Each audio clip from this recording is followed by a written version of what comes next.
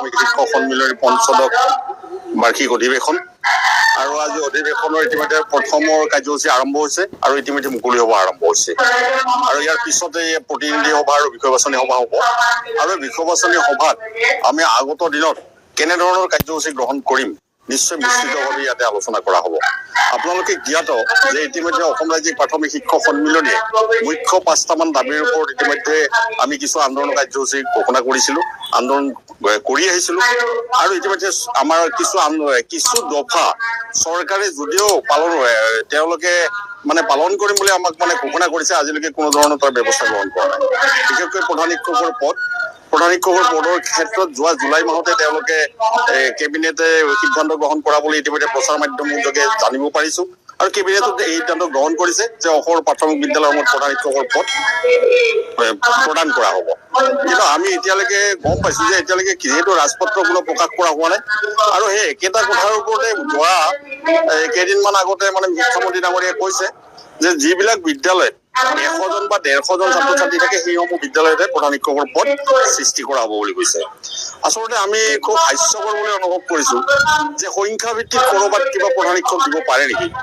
গতিকে সেইকাৰণে অসম চৰকাৰলৈ আমি আহ্বান জনাইছো যে তেওঁলোকে স্থিতি স্পষ্ট কৰক আৰু অতি সোনকালে তেওঁলোকে জুলাই মাহৰ ভিতৰত যদিহে প্ৰধান শিক্ষকৰ পদ সৃষ্টি নকৰে তেতিয়াহ'লে আগষ্ট মাহৰ পৰা আমি ধাৰাবাহিক আন্দোলনৰ কাৰ্যসূচী ঘোষণা কৰিম। এতিয়া শিক্ষা হেতু এপৰ কথা আহিছে যে শিক্ষা হেতু এপৰ জৰিয়তে আমাৰ শিক্ষক শিক্ষয়িত্ৰীৰ উপস্থিতিকে আদি কৰি বিদ্যালয়ৰ বহু তথ্য পাতি শিক্ষা হেতু এপত তেওঁলোকে অন্তৰ্ভুক্ত কৰাৰ কথা কৈছে আৰু তাৰ জৰিয়তে আমাৰ শিক্ষক শিক্ষয়িত্ৰীৰ উপস্থিতি নিৰীক্ষণৰ কথা কৈছে। কিন্তু আচৰিত কথা যে শিক্ষা হেতু এপৰ নামত এপটোক আমি কোনো বিৰোধিতা কৰা নাই। শিক্ষা হেতু এপক অসম ৰাজ্যিক প্ৰাথমিক শিক্ষক সন্মিলনীয়ে আমি স্বাগতম জনাইছো। কিন্তু শিক্ষা হেতু এপৰ নামত বিদ্যালয়সমূহত যিটো টেবলেট প্ৰদান কৰা হৈছে এই টেবলেটটোৱে আমাৰ বিভিন্ন অঞ্চলত হয় নেটৰ অভাৱতে হওক বা টেবলেটটোৰ একেবাৰে নিম্নমানৰে হওক বা আমাৰ চাৰ্ভাৰ ডাউনৰ কাৰণে হওক যে বিদ্যালয়ত যেতিয়া শিক্ষক শিক্ষয়িত্ৰী গৈ পায় তেতিয়া তেওঁলোকে সময়ত উপস্থিতি দিব নোৱাৰে আৰু ইতিমধ্যে অসমৰ শিক্ষামন্ত্ৰী ডাঙৰীয়া আৰু অসমৰ মাননীয় মুখ্যমন্ত্ৰী ডাঙৰীয়াই এনেধৰণে ঘোষণা কৰিছে যে একাংশ শিক্ষক শিক্ষয়িত্ৰী পলমকৈ বিদ্যালয়ত যায় আৰু সোনকালে বিদ্যালয়ৰ পৰা আহে। আমি তেখেতলৈ আহ্বান জনাইছো তেওঁ এনেকুৱা ধৰণৰ তেওঁলোকে আমাক স্পষ্ট হেৰি দিয়ক, ইনকাৰীত যাওক, গৈ পেলাই আমাক তাৰ নিদৰ্শন দিয়ক যে এইজন শিক্ষক পলম গৈ আহিছে, এইজন শিক্ষক সোনকালে গুচি গৈছে, তেওঁৰ ওপৰত একশ্যন লওক। আমি অসম ৰাজ্যিক প্ৰাথমিক শিক্ষক সন্মিলনী কেতিয়াও তেওঁলোকক কোৱা নাই যে তেনেধৰণৰ শিক্ষক শিক্ষয়িত্ৰীক তেওঁলোকক আমি বচাবৰ কাৰণে আমি কেতিয়াও আগবাঢ়ি নাযাওঁ।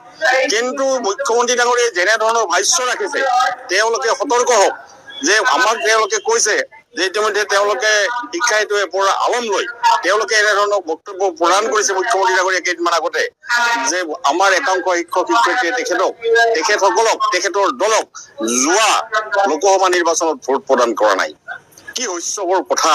তেওঁ এজন অসমৰ মালিক, যিটো গোপনীয়, য'ত এটা ভোট প্ৰদান কৰাৰ ক্ষেত্ৰত যিসকল ব্যক্তি তাত ভোট প্ৰদানৰ ক্ষেত্ৰত ডিউটিত থাকে তেওঁলোকৰ কিবা কাৰণত যদি সেই ভোটৰ ক্ষেত্ৰত কোনোবাই কিবা তথ্য গম পায় তেতিয়াহ'লে সেইজন ব্যক্তিৰ ওপৰত কিন্তু একশ্যন লোৱা হয়।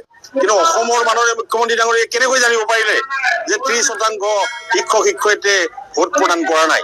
এইটো আচৰিত কথা আৰু অসমৰ এগৰাকী মুখ্যমন্ত্ৰীৰ মুখত এনেধৰণৰ বক্তব্য প্ৰদান নকৰিবৰ কাৰণে আমি তেখেতলৈ আহ্বান ৰাখিছো।